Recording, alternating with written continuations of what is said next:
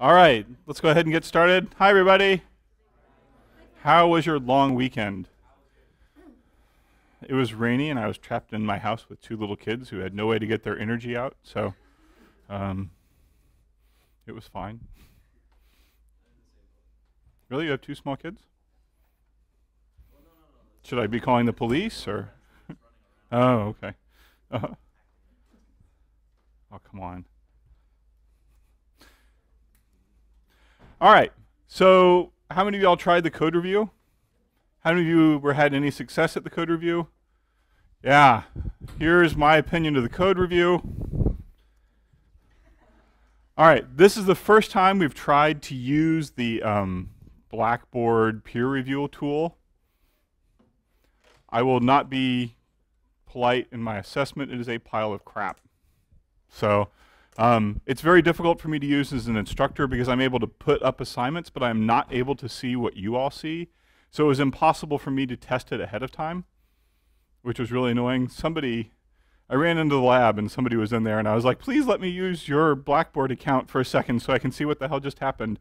And that did not suffice. So the code review this time is pretty much a fail. Was anybody even able to see other people's code? Were you able to comment on it, or you could just see it? Anyway, yeah, it's a disaster. It doesn't work the way I want it to work anyway. It's just that I've been talking about building our own system. Everybody keeps going, why don't you just use the one that's built into Blackboard? And so I was like, all right, I'll use the one that's built into Blackboard, and now I know why I won't use it again. So sorry for that. You can consider it 2 free points on the course of the semester. Congratulations. In essence, it's just a null assignment. Last time we talked about a few things. We talked about the break statement. What does the break statement do? Yes? It exits out of the current loop. So if you're inside 2 loops, which one does it exit out of? Both of them? Only the most inside one. We talked about continue. What does continue do? Yes? Right, it automatically completes the current iteration of the loop and jumps back up and starts executing the loop again. For a for loop, when you do the continue, it will automatically do the incrementer portion, right? It will automatically do that thing at the bottom before the next loop. We started talking, yes, sir? Mm-hmm.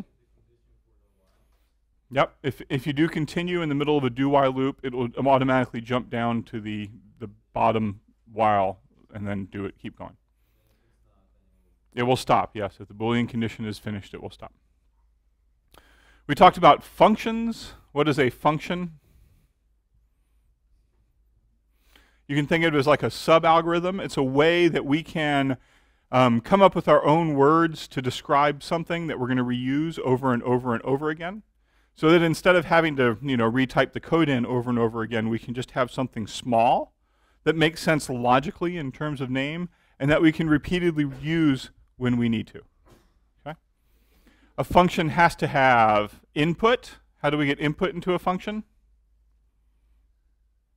Postal mail, punch cards, gang signs. Is that what's going on? What are the things inside parentheses called? The parameters. The parameters are how we get input into a function. So we give a function input by putting it into the parameters. How do we get output from a function? How do we get information back from the function to wherever it was called from? We didn't actually do this in class, but we'll do it today. Yes, Emily? Yes, the return value. The return value. We'll get an example of this today. But we get information in using parameters. We get information out using a return value and something else even more exciting that we will see later. Okay? We also talked about a return value for functions because all functions have to have a return value, but some functions don't actually return anything. So for functions that don't return anything, what type do we learn about? The void type. It is a type just like a variable type, but it means nothing. Anybody know why they chose void for this? Yeah, me either. So, all right, so let's go back and take a look at the function we were working on last time. Oops. which was right here. Sorry, the screen resized. So.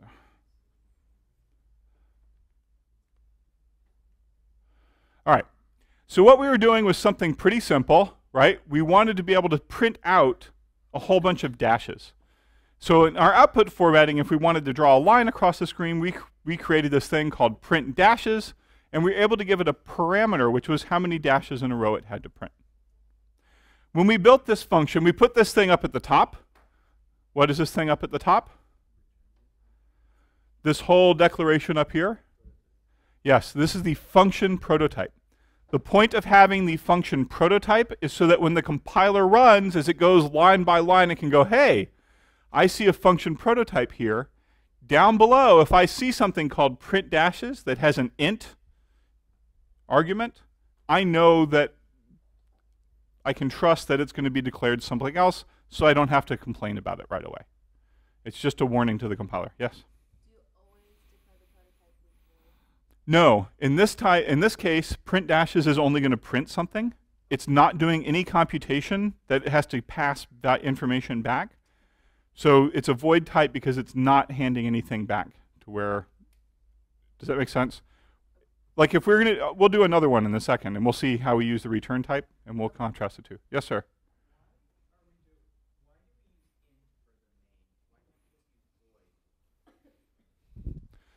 Because the gods that declared C++ into existence said it had to be int.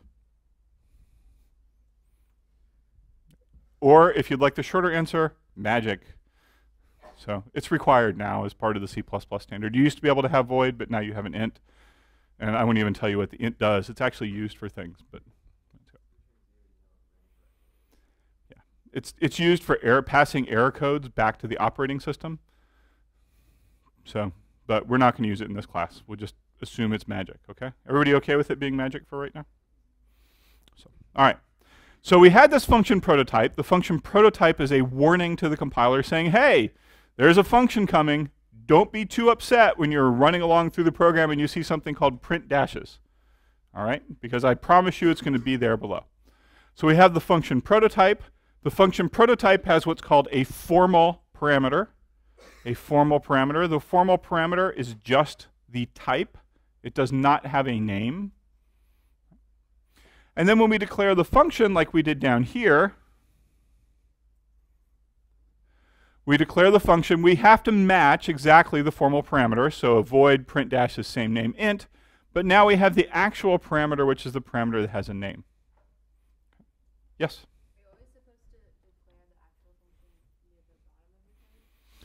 Okay, so in this, so what ends up happening in the real world is that we take our big programs and we break them up into many small pieces over different files so that different programmers can all work with them at the same time. Does that make sense? In this class, we're going to have everything in one file.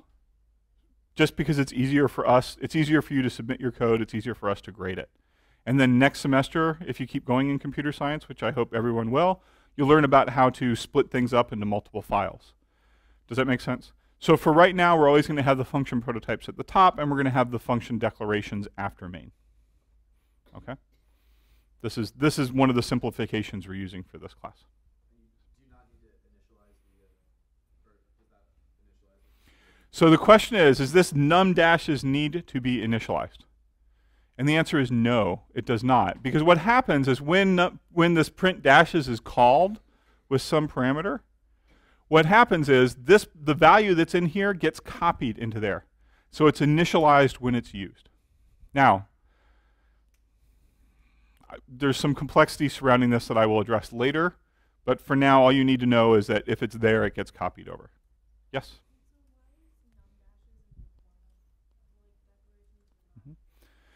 Okay, so it's in this one right here. All right, so it's not, if we go back and look, if we look at the prototype, it's not in the formal parameter. And the reason is because when the compiler is looking at your program to convert it from C++ to computer language, it just needs this so that as it's reading the main, it goes, oh, print dashes with an integer in it. I've seen the function prototype, so I know I shouldn't complain about it. And the compiler just trusts that it's somewhere else in the program. So we're just warning the compiler here to expect something that has an integer. Right at this point when the compiler's running, it doesn't care what the name is. But later, when we declare it, we do need to have this num dashes in there because we need to have a handle on the box where the information is. Yes? Sorry, but I still don't understand how it works to have that at the bottom and Mm-hmm. at the top. Because won't the computer just read through the code first and then hit the bottom and say, oh? I mean, what tells it to go back? Okay, so how the compiler works, I'm going to explain it. It's magic. Okay, just trust me on this. This is the way we're going to do it in this class. Is that we'll have the function prototype at the top and the function after. We could do it a different way. The other way we could do it is we could have the whole function declaration above int main, and it would be fine. We wouldn't need the prototype in that case. But it's easier to read your code and start tracing your code if we can find int main, and if it's right there at the top, then we can look at it more easily than having to scroll through all your functions to find it wherever it happens to be. Does that make sense? All right. Everybody's sort of okay with this magic that we have a prototype, it doesn't have a parameter name, and then we declare the function someplace else after main. And it matches. Everything has to match. It has to be the same return type, name, and it has to have the same parameter type. Okay. Everybody okay with that? Yes, it's okay. No, I'm not okay. It's Monday. It feels like Monday, though, because yesterday was a day off. So. Okay, so here's our functions, right? We declared a function. We're able to print stuff. And then we ran it the other day. Let me just see where we are.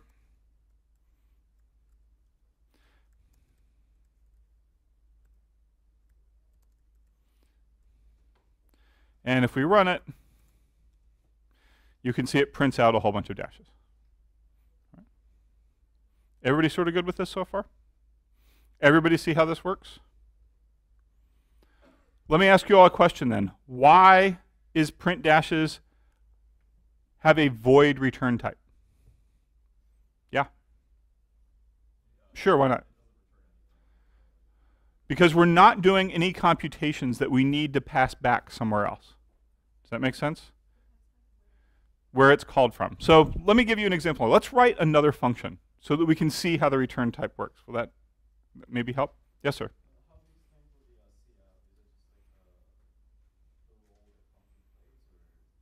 How do I what? This one right here? This is what our sub-algorithm is doing. Right? What our sub-algorithm is doing is saying, I'm just going to print out a bunch of dashes, a certain number, and when I'm done, I'll put an end line at the end. It's not. That's considered output. A return value is like, do you remember when we were using math functions? Do you remember like log? Anybody ever use the math log function? Right? That log function did some computation that we had to go back and use somewhere else. Right? So that had a return type. Let's write our own little function. Let's write one that's, let's do int. And we're going to write one that just squares a number. Okay. So here's our squared function. Its name is squared. It's going to return an int, and it takes as a parameter an integer.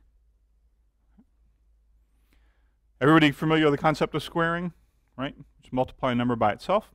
So we go down here in the function declarations. We'll say int squared int to square.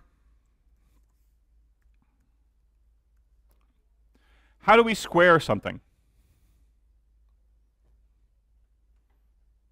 Yeah?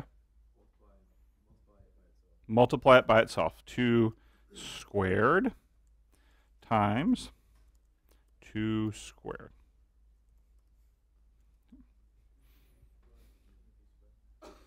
Did I spell it wrong? Thank you. Thank you. Okay. So here, what are we doing here?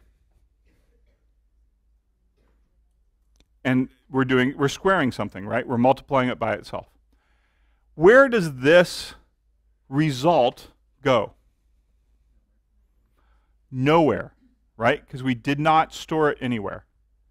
We can compute this. It gets computed in the CPU, but there's no instruction to go store it in memory, so the CPU just forgets about it. Is that what we want to have happen? No. What we want to do is to be able to use this in our program somewhere. So here's what we're going to do. We are going to output, let me think about this for a second. We are going to output not the number of dashes, but the squared number of dashes. Okay? Now we know when we call this function squared number of dashes, it looks and it goes, hey, squared, I've seen that somewhere. I know there's this parameter number of dashes, and what I do is I go look down here, int squared to square, we square something. What we want to do is return this value to take this value that we've computed and have it appear right up here. Does that make sense? The way we do that is with the return statement.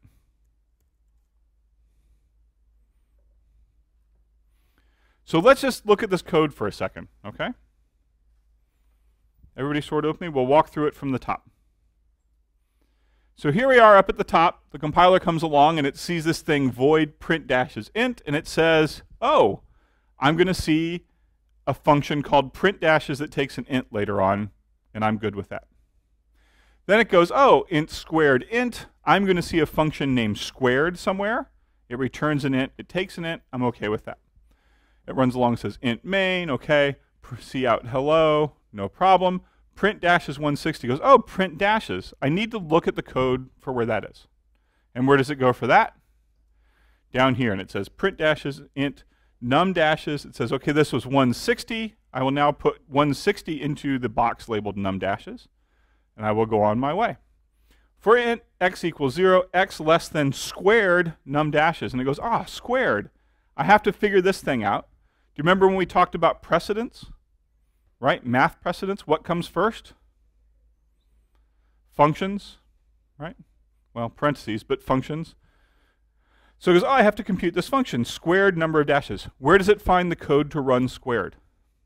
Down below. It goes, OK, squared. Return 160 times 160. That was probably an unfortunate choice of parameter because that's going to be a really big number. So it computes that really big number. Anybody know what 160 squared is? Oh, 256,000. Good thing it's a power of 2, roughly, right? OK, so it figures it out, and it's going to return either 25,000 or 26,000 or whatever the zeros are. And it says, OK, where do I go? It says return. Well, return says take this computation, and wherever you were from, replace that function with whatever value you computed. Does that make sense? So it's going to say, OK, I'm going to square this thing. And it's going to end up printing out a lot of dashes. Now, the difference between the print dashes is that it didn't have to compute anything and give a value back. But squared did. It said, OK, I have to take this result that we computed and send it somewhere to use it. And so what happens is where you have a return, it's just like when we called log in math or any of those math functions. The computer figures out what the value of this is and then replaces it. The way it figures it out is it says, I'm going to go down here, I'm going to do this math, I'm going to square things. And when I've figured out that result, I'm going to return the result, which will replace that statement. Yes?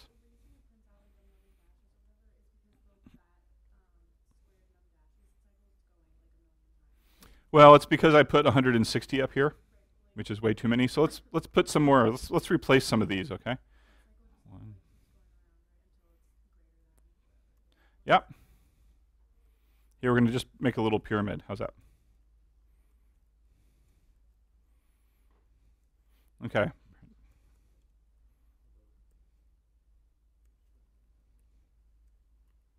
All right.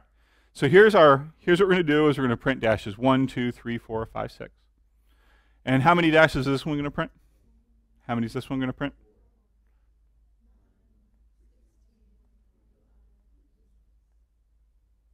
It's not going to print anymore. OK. So let's actually see if that works or not.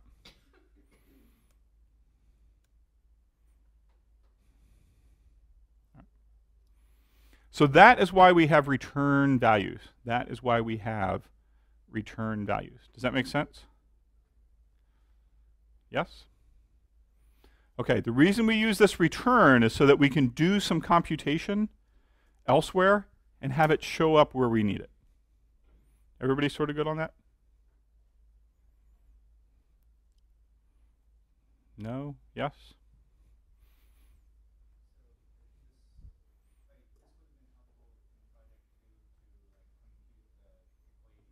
Yeah? You could have. In project 2, you could have written a function that you would have called Reynolds score, and you would have passed in all of the 7 parameters, and it would have returned one score, the Reynolds score. Does that make sense? Everybody see how that could work? You're going to do it in project 3. Exactly that. Project 3, which will be posted by Thursday, is related to project 2 in that we're going to be loading files of people's data. We're going to be computing Reynolds score, things like that.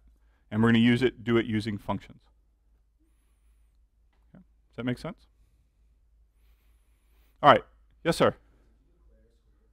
I did. I did a function prototype up at the top, int squared int.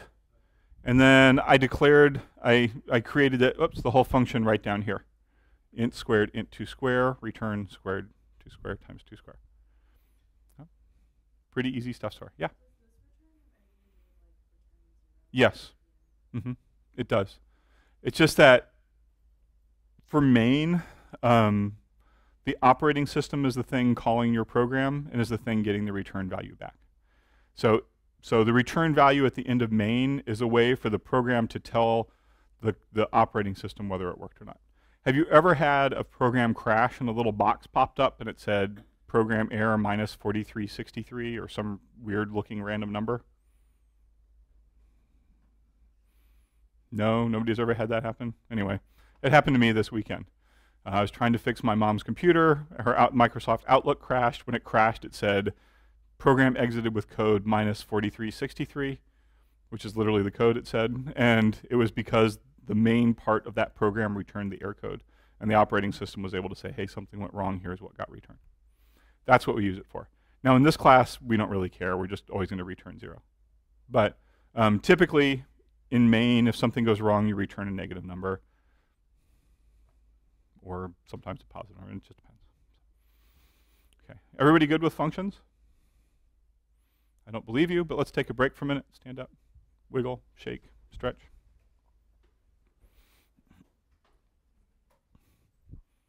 Come on, it's a slow day. Be energetic.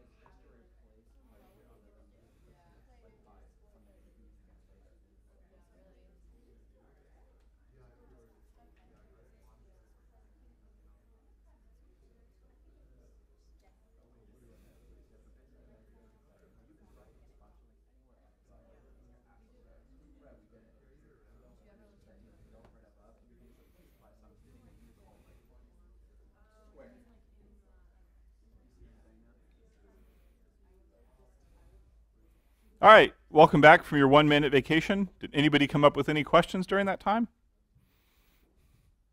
Seem relatively straightforward. All right, let me show you a couple other things. We've implemented squared, right? We want to be able to square a number. Let's say we want to be able to do something else. For example, let's say we want to be able to swap 2 numbers. So here's what we want. Let's say that we have some int a, which is equal to what? 10. And we have some int b, which is equal to what? 3. So we have these 2 ints.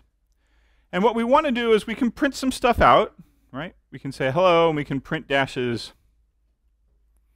a. How many dashes will that print? 100. And we can print dashes b, and how many will that print? 9. let's say that what we would like to do is swap the values inside A and B. Okay? So we want B to equal to 10 and A equal to 3 when we're done. How do we swap two values? Yeah.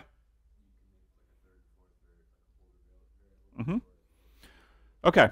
So one of the ways, the easiest way and the most common way, is to have some temporary variable.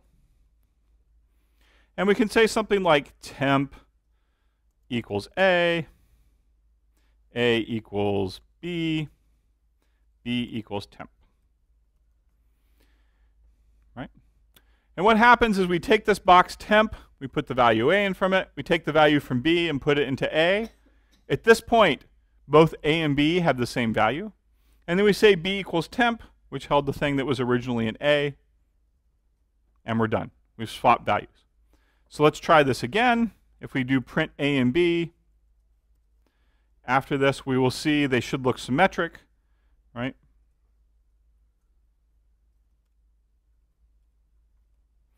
So it's kind of hard to say. We have 100 dashes, then 9, then 9, then 100. Right? Am I going too fast? Too slow? How am I today? So we printed A, that was 100. We print dashes B, that was 9. Then we print dashes A, and that was 9. And we printed B, and that was 100. Everybody kind of good on that? And you're asking yourself, why the hell would you want to do that? Is that what you're saying? Well, the reason we're trying to do this is because let's now make this swap function, this swap stuff, into a function. Swap A comma B. And when we're done with this swap, we want the values switched. Yes, sir? Well, this is the function call. So let's go up here and we will declare our swap function, swap int. We're swapping two ints. And what return type do we use for this? Yes, sir? Okay, so how are we going to get things out of this if we use void? Can we just use int? Who wants to use int? Int? Why doesn't, yeah, you want to, what? Do you want to use int? Okay, let's use int. So we use int, and how many things can we return with an int? We can return one integer. How many things are we expecting to get out of this function? 2, right? We have to change the value of A, and we have to change the value of B.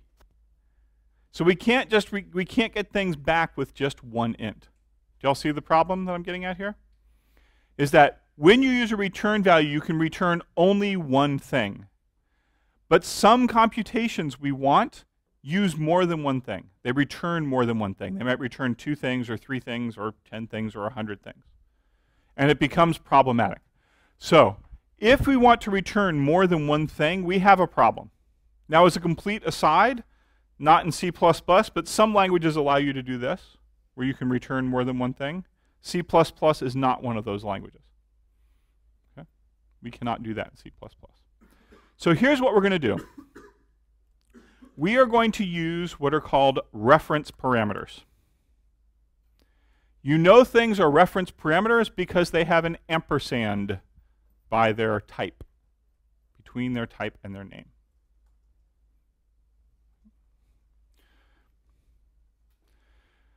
So let's go down here. We're going to write our, and we are not going to use int. We're just going to go ahead and use void as was suggested, because we are not going to use the return portion of our function to return anything. Instead, we are using what are called reference parameters. So here's our function, void swap. And we're going to have an int ampersand x and an int ampersand y as our parameters. And in here, we just do what we did before. Int temp equals x, x equals y, y equals temp.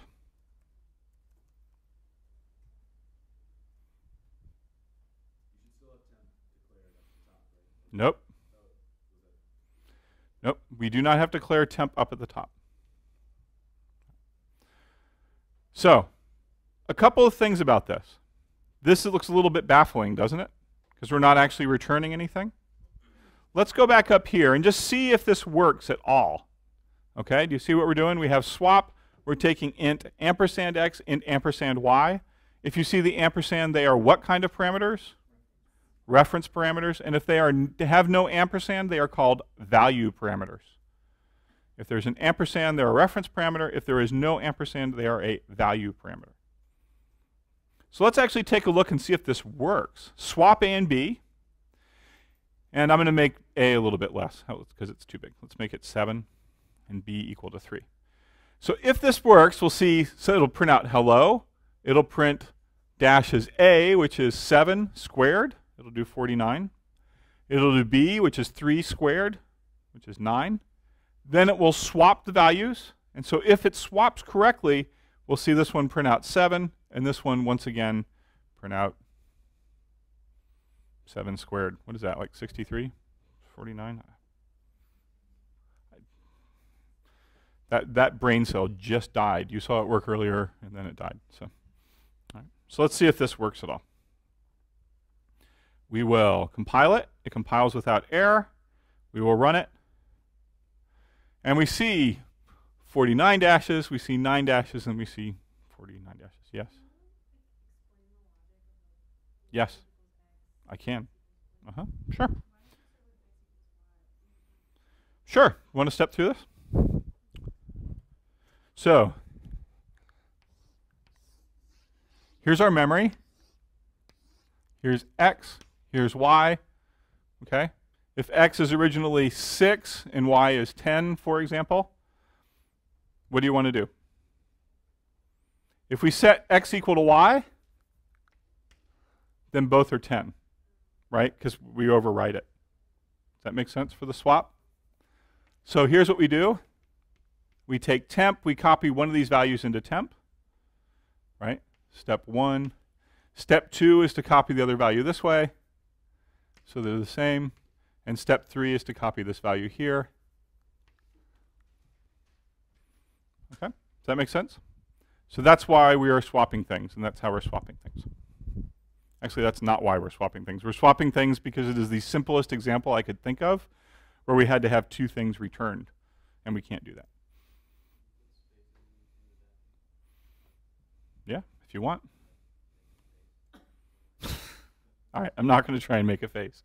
I will give this code. You can upload it and use this function to draw a face if you like. So I don't mind that. All right.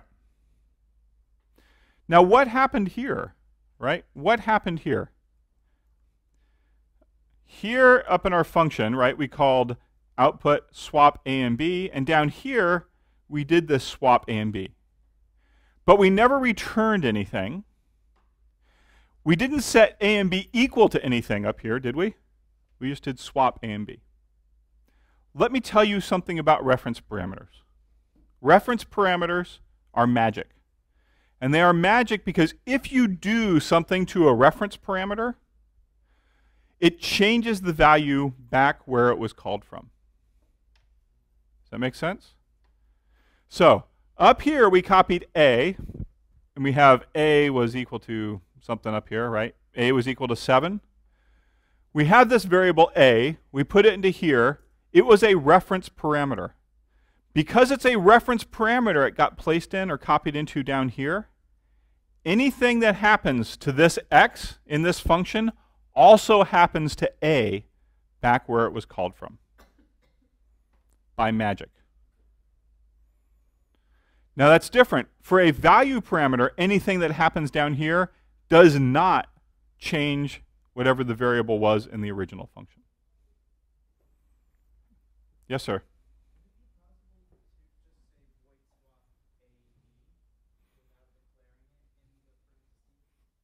Nope, you need to declare the function.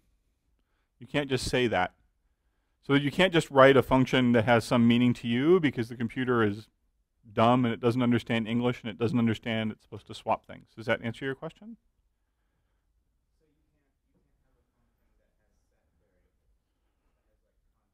Oh, you can have constants. We'll get to those. You can, absolutely.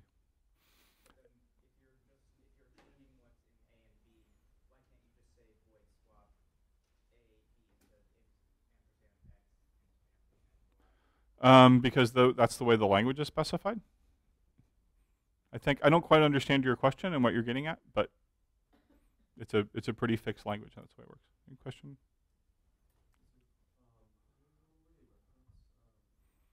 Yep. A reference parameter, you can recognize a reference parameter because it has an ampersand, right? Anything that happens to change a reference parameter also changes things back in the original function where it's called from. In fact, you know what? Let's create an even simpler example, because this one's gotten a little too complicated. What do you think? Simple examples?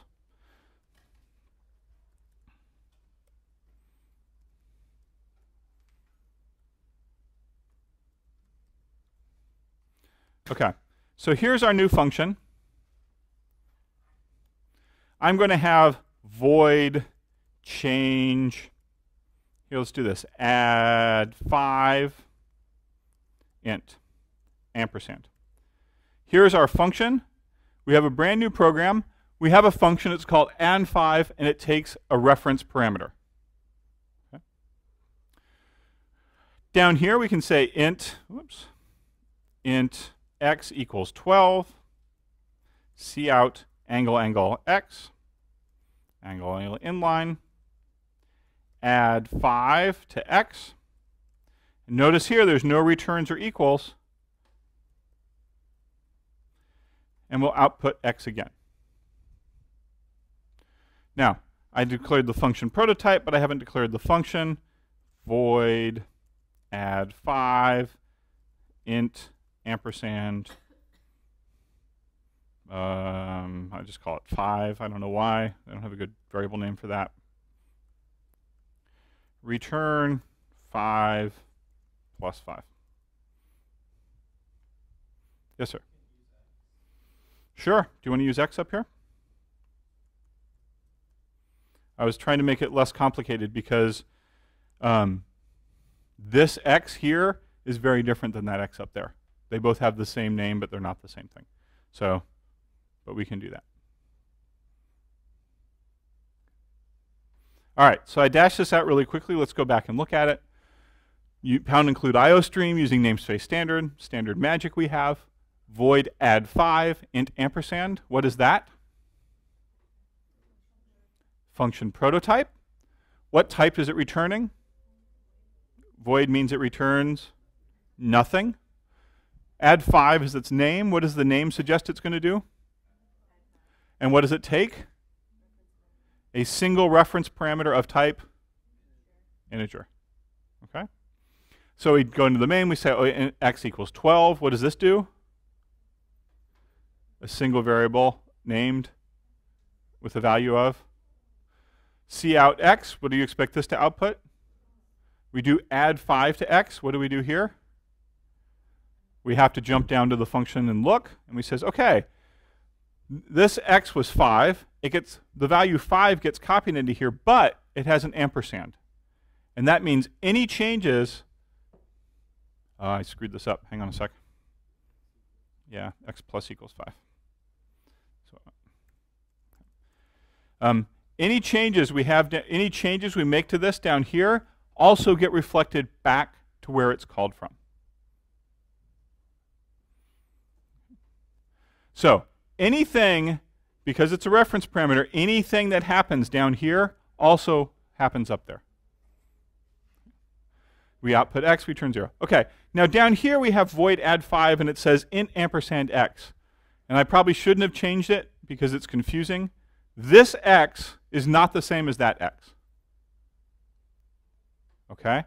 When you have a function and you declare either a parameter or a variable inside the curly brackets of that function, that variable only exists inside these curly brackets. So, because we declared x up here in main, this function add5 knows nothing about x. Absolutely nothing about it. And we create another x down here. It's a different box that has the same name, but because we're running inside the function, it knows which one to use. Yes, and I really shouldn't have changed that. Mm-hmm. All right, let's try that. So let's just run this and see what it does. What do you expect it's going to do? Okay, the first time it should print out 12. We should add 5 to it. It prints out 17. Let's just check and see if that's what it does. It ran correctly. Let's clear the screen. It prints out 12, then it prints out 17 because we added 5 to it. Yep. When you're declaring reference parameters, Mm-hmm. can you declare, like, can you do like a regular, any regular Yep. parameters? Yep. It can be anything, not just ints. Everything was seen. Doubles, floats, bools, strings, IF streams, stuff like that. Okay. Anything. So, does that make sense? It does what it just. Now let's just take the reference parameter out. And all we have to do to take the reference parameter out is delete these two ampersands. What do you think is going to happen now?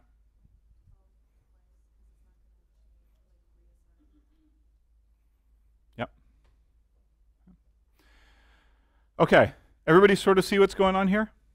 If you have a reference parameter, any change you make to the value that's put into that reference parameter in the function is also reflected back to where it is called from. Okay. The reason we use this, there's a number of reasons, and we'll start encountering them, but the reason we use this, one of them is so that if we have to return more than one thing, we can just change the two variables or more variables that we're working with. Everybody kind of makes sense? Yes, sir. Is there a reason not to do it this way? Yes, there is a reason not to do it this way. And the reason is that it can be dangerous to do it this way because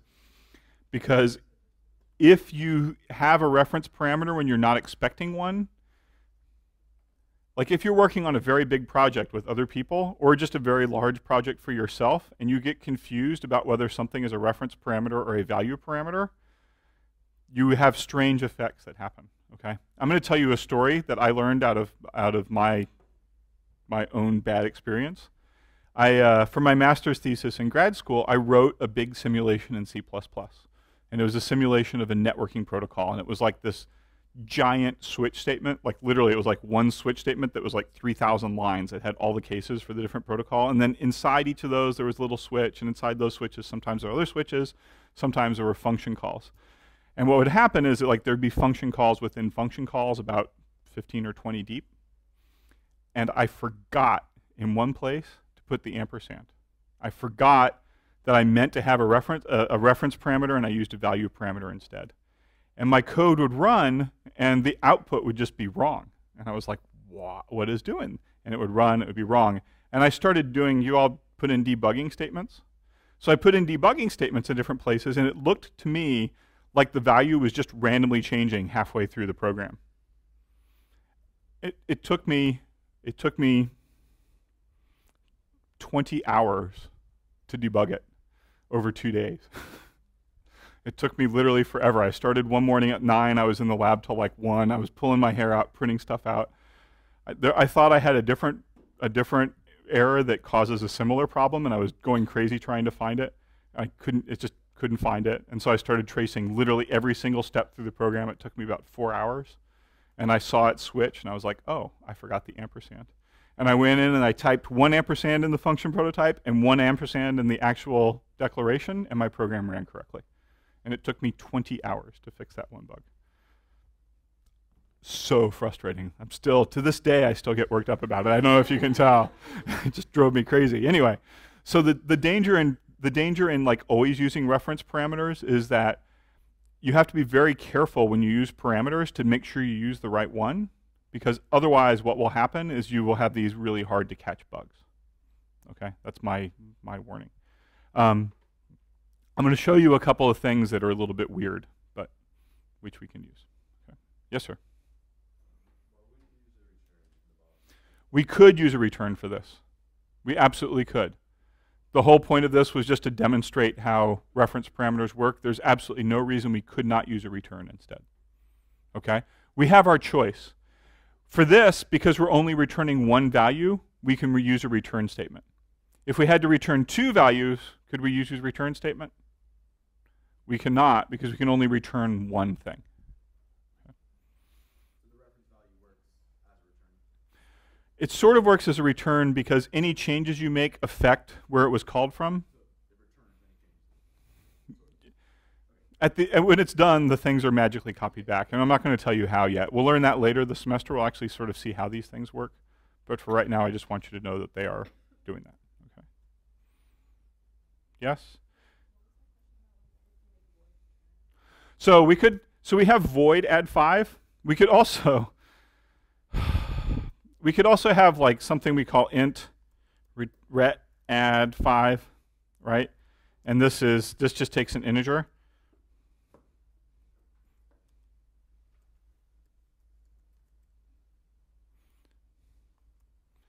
And we could do it this way, right?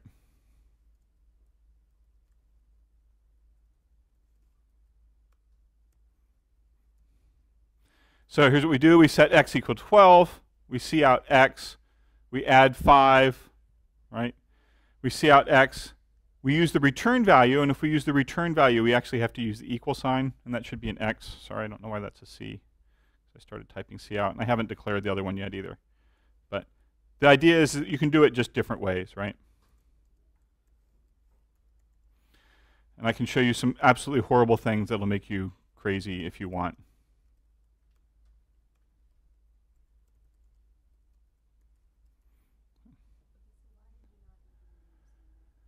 All right, I'm just trying to demonstrate the difference between the two different things, okay?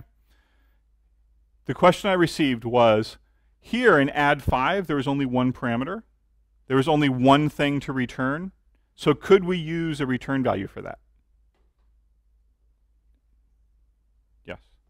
Here, so here, this is another way of returning it. It just uses an explicit return instead of a reference parameter. All right, am I done a good job confusing you all today? Yes? Okay, I'm not going to show you other stuff that I think is cool then, because for most of you, your brains would just come out your ears. Yes? No. These are two ways of doing the exact same thing. Okay? The reason you can use either one, it just depends on the case. If you are trying to return two or more things, you must use reference parameters. You must. All right. On a scale of 1 to 10, where 1 is I have been speaking in Sanskrit for the last hour, and 10 is this is the equivalent of the math that you did in pre-kindergarten, how many of you understand this to a scale of 6 or higher, 4 or higher, 2 or higher, 1? Any ones? I never care about you. So, all right. I'm just trying to get some feedback. So,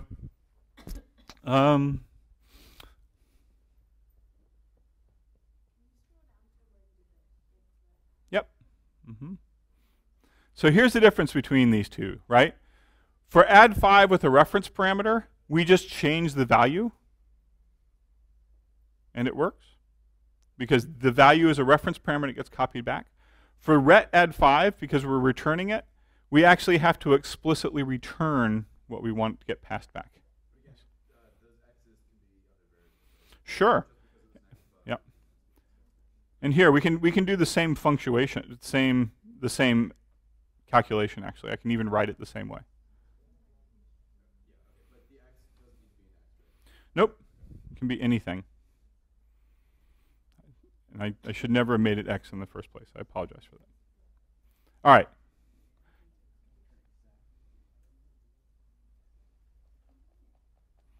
How about one more example? Do you think that will clear things up? What would help you understand this? Let me ask you. No. I will not. I know you already know this stuff. I don't want to hurt everybody's brain too much. What would help you? Speak up. Yes. One more example. Okay. Yeah. Yeah. Here's what we're going to do. Let me just load up a blank file. We will write this as, we'll call it return.cc. Whoops.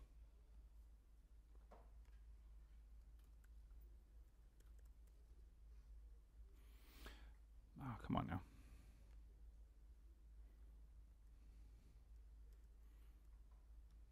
Okay. So here is our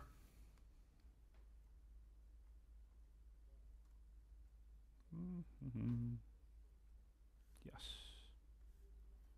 All right, here's our file. Here's what we're going to do.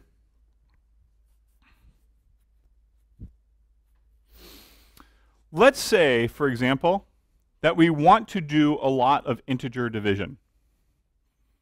Okay? We're dividing two integers. What are the different operations we know about integer division?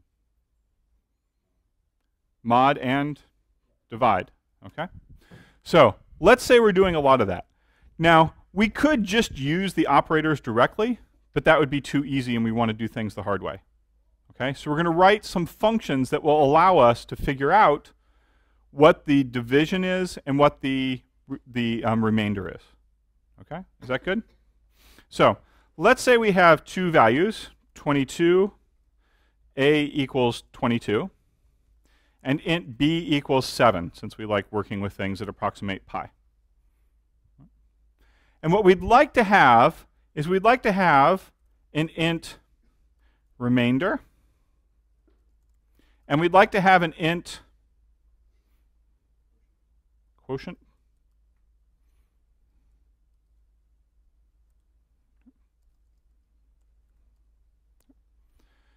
All right, everybody good with this so far? Now, let's write a function that will tell us, figure out what the remainder is. And we're going to call this function compute remainder. And what is it going to take as arguments? If we're going to divide things, how many parameters do we need? We need 2 parameters, and they're both going to be integers. And if we're just computing the remainder, how many things do we have to return? 1 thing. And that's what we have right here, right? Everybody with me so far? Yes? Okay. Let's say we wanted to compute the quotient. What kind of function would we need for that? What is the quotient going to return? An int. And what can we call it? Compute quotient, right? Well. And what parameters does it need? 2 ints. So here are our function prototypes. I just put some spaces in there. It doesn't really matter.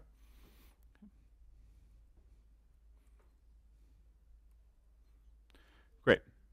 So there are our prototypes. Let's write some functions now. I'm going to split the screen into 2, and I'm going to scroll this up so we can look at our function prototypes to match them and make sure we get the same thing. Oops.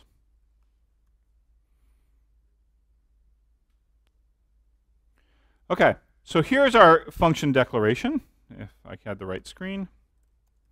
Compute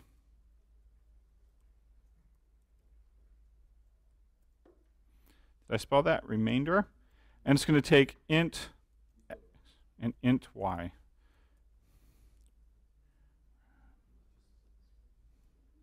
Okay. Int x and int y. How do we compute the remainder?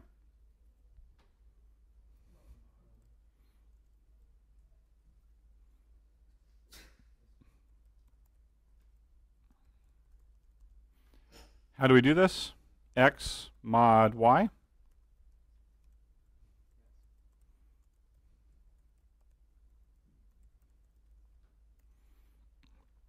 We will return the local remainder. Everybody with me so far? We're just taking this functionality and wrapping it in a function. Yes? When you say return, that means, is that a way of printing it, or is it just a way of putting it back? It is not printing it. Return never prints. Cout prints. Saying return Yep. puts it back. Yes. Uh-huh. Yep. And so everybody good with the remainder? Yes? Yes. So what happens is when we declare these functions, we can declare variables that exist only inside this function. The main function, if we were to do something up here and ask it about local remainder, would be like, I have no idea what you're talking about. Down here, if we talked to compute remainder and we asked it about A or B or something in main, it would have no idea what you're talking about. All right? So one of the things about functions is as part of your sub-algorithm, you can create new variables to use only in that sub-algorithm. All right? Everybody got that? Questions? Just waving your hand around in the air. Do you have a question? Just waving your hand in the air. Because I wanted to give it a different name than the one we have up here so that you would be able to see that they were two different things. Different name from this variable right there. Okay. Yep. So here's what we do. So I'll unsplit the screen. So here we have our two function prototypes, compute remainder, compute quotient, int main. We set up two integers to divide. We set up two results, the remainder and quotient, to hold the results, return 0. Down here we have our function compute remainder, which says int remainder x equals x mod y, or local remainder is equal to the remainder of that, return it. So down here, if we want to see out the remainder, what we would say is remainder equals compute remainder of A and B. And we want to see out, we can see out remainder. Yes? Mm-hmm. Exactly. So let's just compile this and see if it works, and then we'll do a couple of different things, okay? What did I call this one?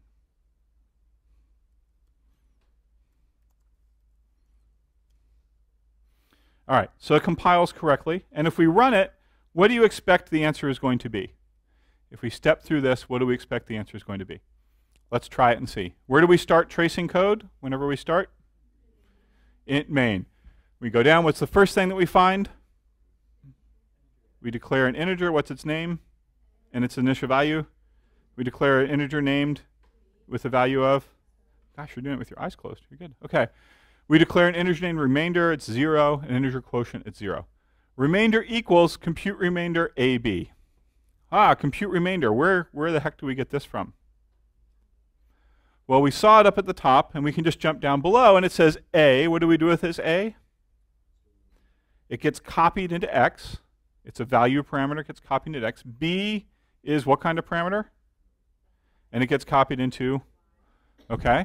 So now we can come down here and we compute. Int local remainder equals X, which is, what value does that have? What value? 22. Mod what? And what is 22 mod 7? You get remainder of 1, right? Because we're not using floating point, remainder of 1. So return local remainder. What is local remainder now? And it says, oh, return local remainder means go back and find where this function call happens and replace this entire thing with the value we computed down here, which is, so what is remainder equal to? And now we're going to output what? So we expect this to output, let's see if it works. And it outputted 1. You can't really see it because this projector is weird. I'll turn up the font some. Okay. Everybody with me? Yes, sir. Nope. This is what we did, and we're happy with it. We're not talking about what else we can do. Everybody happy with this? Anybody wondering else what it can do? Stop. Okay? All right. Now, we also might want to compute the quotient, right? How do we compute the quotient?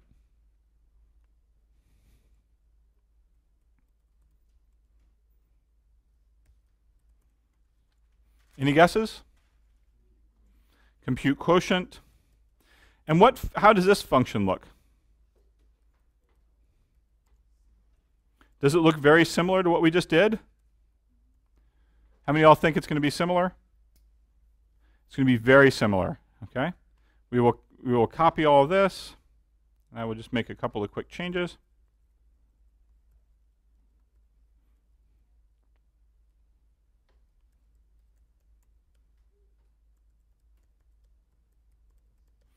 All right.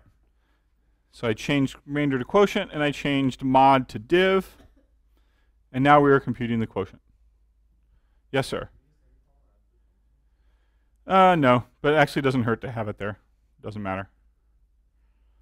So, okay. Everybody with me so far? Computing the quotient is just like computing the remainder. So now we can do remainder. We can put you know, put a little output here. We can say the quotient is, and the remainder is.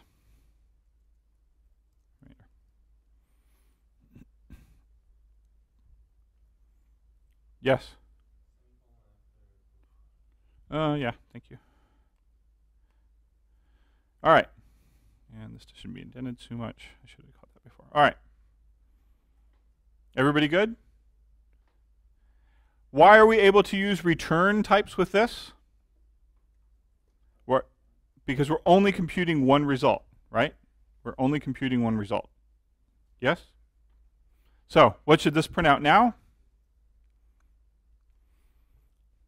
Should we step through it again? We declare an int A, declare an int B, declare remainder, declare a quotient. Remainder equals compute remainder AB, which is 22.7. We jump down to where this is. We put 22 in X and 7 in Y, right? What is 22 mod 7? What is this? 1, so we put 1 in this variable. We return 1. So when we jump back up here, this whole thing right here, this whole takes on the value of 1. We use the equal sign to put it into remainder. Got it? What happens for quotient? Quotient equals compute quotient AB. We go, quotient. Well, I've seen that somewhere. Let's just take a look down here really fast. We say, we put 22 into here and 7 into here. What is 22 divided by 7? Are they both ints? So do we do integer or floating point division? 22 divided by 7 is 3. 3 gets copied into local quotient using the equal sign. We return local quotient, which is 3. And that means up here, this whole thing, compute quotient AB, becomes equal to, and then we print out Q is and R is. Do you think this is going to work? Let's see. Quotient's 3, remainder 1.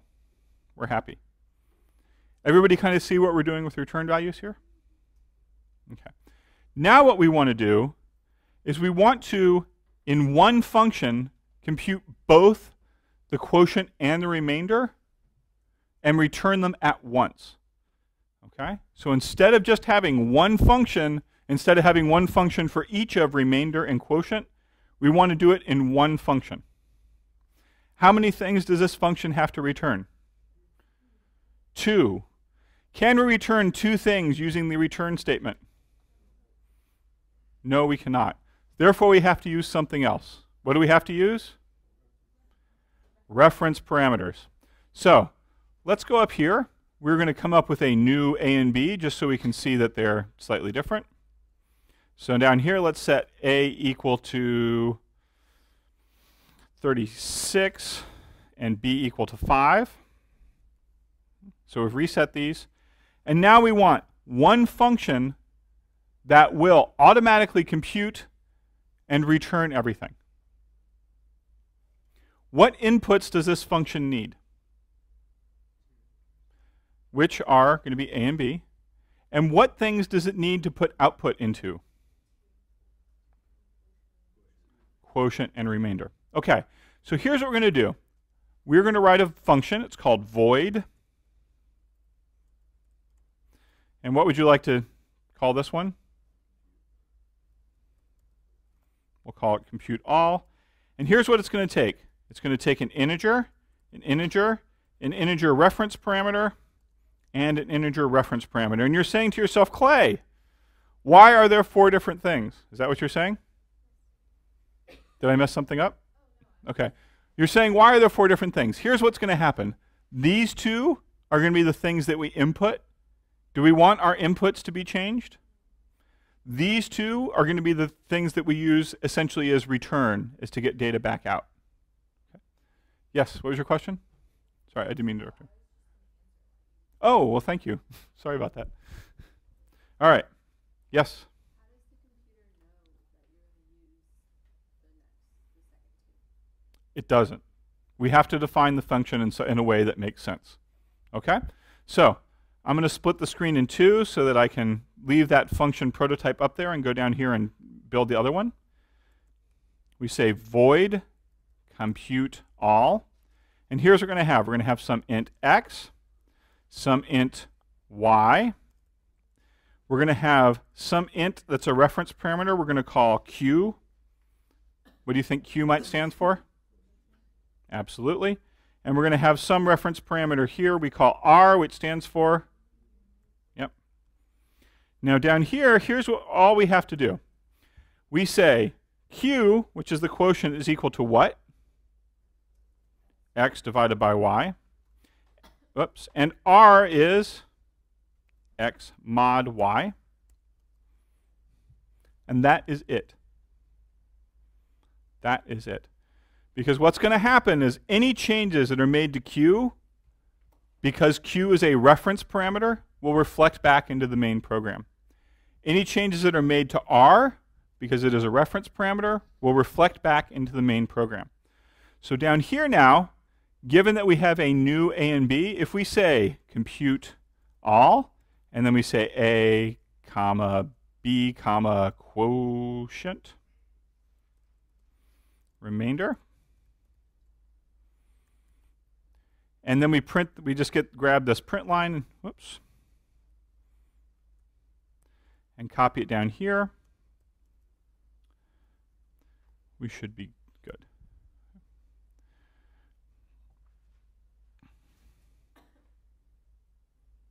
Everybody with me? Who's against me? Wasn't paying attention this time. All right. So what do we expect this to print out? Whoops. Let's just step through the code. We know what this does, a, b, quotient, remainder. We figured out that this one's going to be 1, this one's going to be 3 in its output. We now change a to 36 and b to 5. Then we say compute all at once. A, which is b, which is 5. Quotient, which is currently what?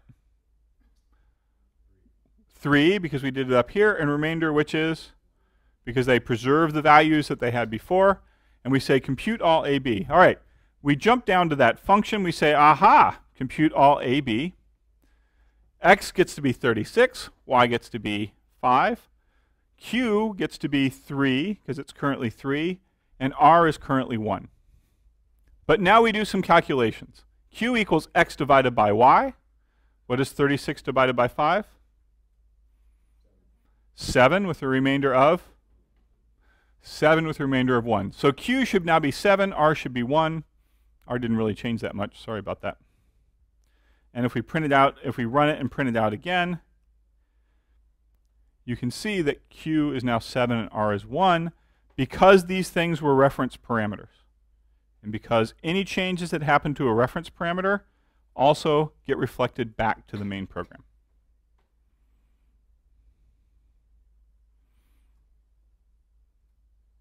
Okay, how many of y'all think you kind of get an idea what's going on now?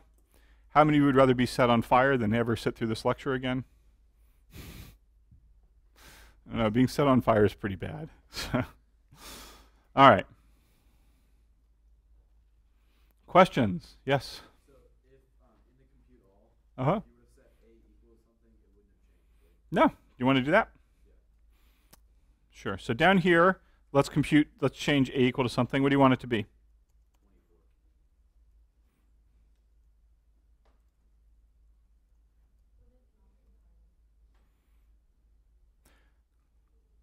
All right, so hang on. So we want to change A and B to things down here. What's going to happen? It's going to say A and B are not declared, and it says in this scope. And when the scope means there's an A and B somewhere in your program, but there's not inside this curly bracket, so it doesn't know what A and B are. Now, instead, let's say we changed X and Y, right? Because we have X and Y's. And X and Y's are getting things up to 11. Let's print out what X and Y are as well.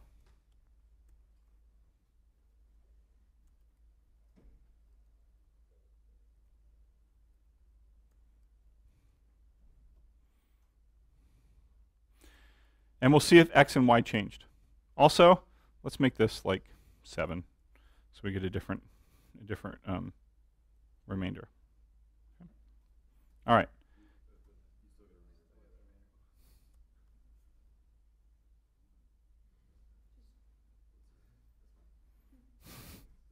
Three, there. Remainder 0. 36 is kind of a weird number to try and divide because everything goes into it. Okay, so here's what we did. We also printed out X and Y to see if they changed. We changed the value of A and B a little bit. And down here, we changed the value of X and Y just to see if any changes would reflect back. Okay. Does that make sense? Right here, we changed X and Y down here because these are value parameters, not reference parameters. And we are printing them out back up here to see if any changes occurred to them while the function. Oh, okay. That's what you get for doing this stuff on the fly. Yeah, well, do you want to try X and Y? Let's try it and see. We try X and Y, and we compile. It says X and Y were not declared in that scope. And the reason is that when you declare something, it only exists inside these curly brackets. So X and Y only exist inside the function compute all because they were declared as parameters there. There is no X and Y in the main program. There's only A and B.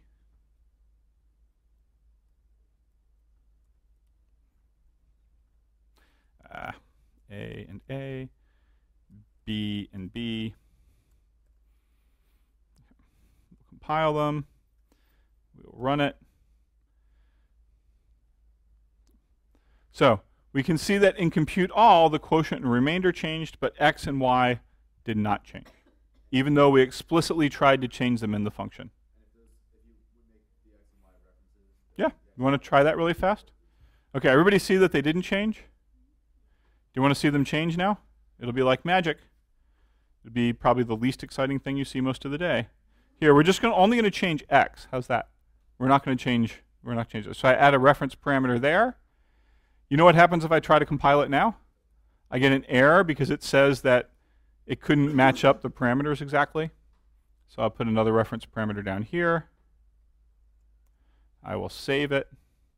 We'll compile it. And when we run it now, it did work? Oh, okay. It worked. I forgot what value it was originally. All right, so that was our very long day, much longer than I expected, probably because I did a bad job up front, of the difference between reference and value parameters. Everybody sort of happy with that?